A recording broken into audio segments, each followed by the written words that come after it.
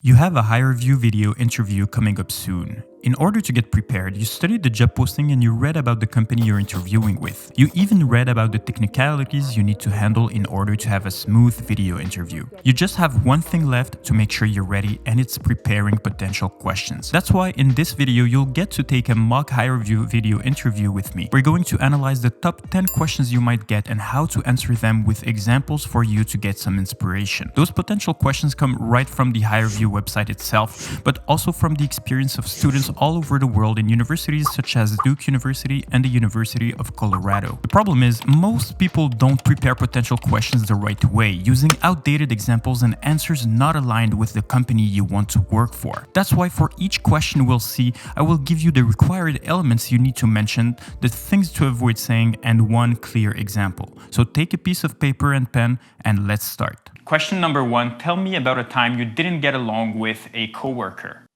Companies love to ask this question because the situation will happen no matter where you work. They want to know if you're a team player and that you know how to handle a situation like that. So what to mention? Talk about soft skills that make you look like a good team player. For example, that you're a good listener and you're empathetic, and that's what you use to handle conflict. Bonus point if you can mention a soft skill that the company really needs. So some mistakes to avoid. Avoid saying you didn't have any conflict because it will just mean you're lying or that you just get pushed around because you agree to everything. So here's an example. So last semester I had a group project with 3 other people and I wanted to take a part of the project I felt I could handle most. But one of my colleagues really wanted that part as well and he didn't want to negotiate at first. So my first initiative was to ask him why he wanted to take that part in particular. And because I asked, I found out that he was scared to underperform if he was assigned another part of the project because he didn't really understand the material. So at the end we negotiated and we ended up working together on that particular part, and I really helped him in other areas of the project so that he would get more comfortable in the future.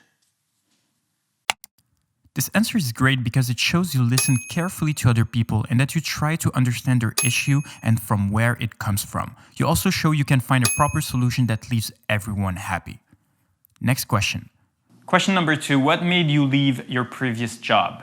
Basically, interviewers ask this question to know your motivations behind your move. Do you have a valid reason and are you in good terms with your last company? My friend Byron Clark mentions on his blog to use the more of technique. Instead of saying you lacked from something, for example, I lacked opportunities, say I am in a point in my career where I want more leadership. Mention only positive aspects behind your decision and orient it towards why you think this current job you're interviewing for is a good move for you and your skills. Some mistakes to avoid. Always stay on the positive. Even if you left because you didn't like your old boss or the company, never badmouth your previous organization because employers will just think you'll do the same with them. Also, if you were laid off or fired, don't lie because companies can easily find out. So I feel like I learned all the technical parts of a project. So I learned how to code, how to communicate efficiently with clients, how to organize my work to meet deadlines. And now I feel like it's the right time and I'm ready to take on more responsibilities and take more of a leader in a project. This answer shows what type of person you are, you're ambitious, you know what you want, and you want to further develop your career. Companies want motivated individuals who thrive for more, and that's exactly what you said. Moving on to the third question. Question number 3, tell me about yourself. You will most certainly get this question because interviewers will want to know basically who you are, what you were doing, why are you looking for a new job, and what type of person you are to determine if you fit with the job. So if you're a student or a recent grad, start by mentioning how you chose your university and field of study, what type of work or side projects you've done, and why are you looking for a new job right now. If you have a bit more experience, then start with your last job, what you've done in it, and what's your next steps in your career. Please don't talk about personal issues or hobbies if they don't fit with the role or the context. This question is meant for you to sell your skill set in a subtle way to the company and prove you fit with the culture. So here's an example. So I chose to study information systems after I saw how technology can positively change our lives and businesses. I'm drawn to complex subjects I don't understand. For example, I recently learned how to code in Python just to know how databases worked, and that's what led me to an exciting opportunity as an internship in a local business near my house, where I developed their customer database to help them take better decisions. And now that I graduated, I want to further develop those skills, those IT skills, by working with Fortune 500 companies to understand how to make them more valuable. This is just a short version of all that you could have said, but you see how this answer tells a lot about me. It shows I am a curious person, that I'm someone who likes to learn, and that I know what I want in my next job. I also talk about my experience and how I got it, so that's enough information for the interviewer to see who I am. Moving on to the fourth question. Question number 4, why should we hire you? Companies want to know what's in it for them. They want to see what they're winning if they hire you, and that's your chance of showing that. You need to mention the key skills or experience you previously read in the job posting. If they say they need team players and people who know how to sell, you have to mention previous work you've done that match with these requirements. Some mistakes to avoid. Talking about yourself. This question is everything but about you.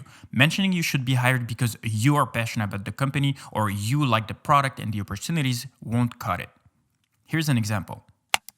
So I have noticed based on my research on LinkedIn that successful employees in your organization are leaders. And so in university, I often had to lead all the projects I was involved in, and I had to lead teams from 3 to 5 people usually, and I guided the conversations towards a good planning and divided the task based on the strength of the team. So I learned how to listen carefully to teammates, and it really helped me resolve issues very fast when it occurred. I look forward to leading projects and initiatives in your organization as I see myself grow on that path. In this answer, you mentioned you've done primary research about the role, which is always good to show. You also pinpointed a particular skill this company needs the most, and you gave a clear example on how you have it, how you developed it, and why you want to further use it in the organization.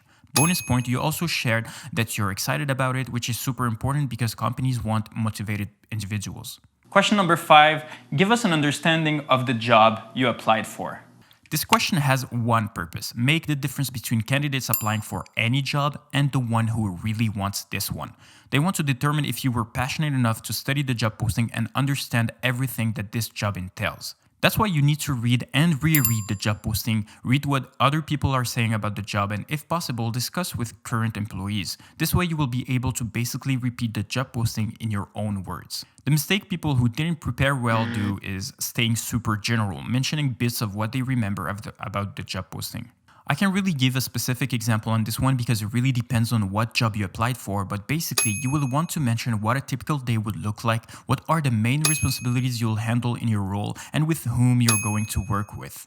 Question number 6, tell me what you know about our company. Depending on the job, companies want to know if you stay updated about industry news, and that will help you do a better job. That comes with your company research. If you applied to a Big 4 firm, for example, you should know how they're doing in the industry. So mention how the company is doing in the current market, what new products have they released recently, what breaking news did you hear about them, etc.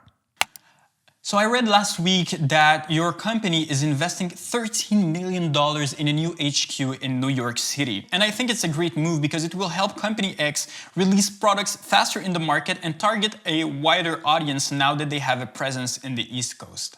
So first, you prove you actually read the news and that you studied how the news affected the company. You even gave your own opinion on the news and how it will benefit the company.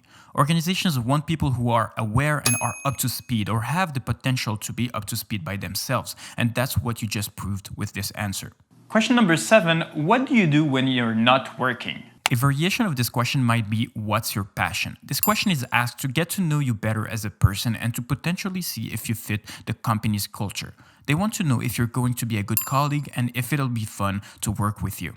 So you want to mention some of your hobbies or occupations that you're truly passionate about with details and clear examples. The clearer you are, the better image you give of yourself. The number one mistake people make here is laying out 10 hobbies they have without giving proper explanation. And if you do that, you come across as someone who doesn't really have a hobby because you state too many and don't sound passionate at all, which doesn't give the company a good image of what kind of person you are. Here's an example. So I'm a huge sports fan. I play soccer with a team I personally built with some other friends on Friday evenings, and we registered our team in a local championship, and we are currently in the semi-finals. So I'm super excited for that. When I don't play, I watch, and I haven't missed a single Real Madrid game in the last 4 years. And that's why I'm planning to travel to Madrid next summer, hopefully, to watch my favorite team play. And I noticed on LinkedIn that your organization has a soccer team as well, so I'd be super pumped to join it as well. This explanation gives us all the details we need. What do you play, where you play, and when you play. You even give us a little bit of context, which is always relevant. I know how deeply passionate you are about soccer, and if I am a soccer fan or if this organization indeed has a soccer team, you'll be on the spot right away. Question number 8, where do you see yourself in 5 years? Companies want to know if you have goals for yourself and if you have a vision for your career. It is a common trait among successful individuals, and they want to make sure you have it too. So you don't have to be super specific, but mention what next steps you want to take after doing the job you're interviewing for. Make sure you stay relevant though. The worst mistake you could do here is state a goal that is unrelated or worse, in competition with the role you're interviewing with. For example, saying you want to create your own business or work at a larger company than this one. So first, I want to handle all the technical aspects of the project right now in the role I'm applying for, but in 5 years, I see myself leading those projects. So handling a team, maybe do a little bit of project management, and be involved in the sales process. So I would love to pitch our services to prospective clients and help them through the project along the line. First, you state what you need to do if you were hired today. Then you give a nice answer about what you want in the next few years. The more you know about the career path of the role, the easier it will be for you to answer this question. And you see how even in 5 years, you'll be valuable to the company, helping them land more opportunities. Question number 9, describe a situation where you were part of a failed project. This is similar to the question, tell me about a time you failed. Companies ask that to see if you acknowledge past mistakes, if you're a reliable person, and how you will handle future challenges. You want to mention that you're accountable, you take ownership when it's your fault, and that you have a growth mindset, meaning that you bounce back after you fail, learning from your mistakes and doing better in the future. Some mistakes to avoid. You don't want to blame your coworkers or your old boss for mistakes, even if you think you had nothing to do with it. Also, don't state too big of a mistake, or don't state a mistake that is too related to the job you're applying for. You don't want to add worries to the interviewer watching your video.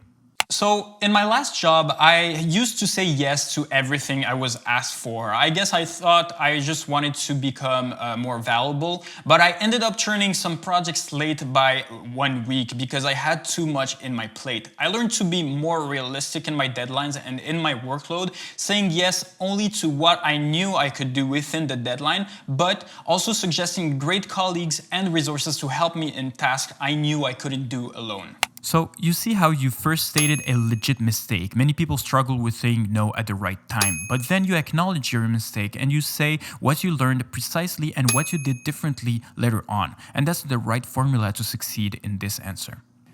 Last question, what's your greatest weakness?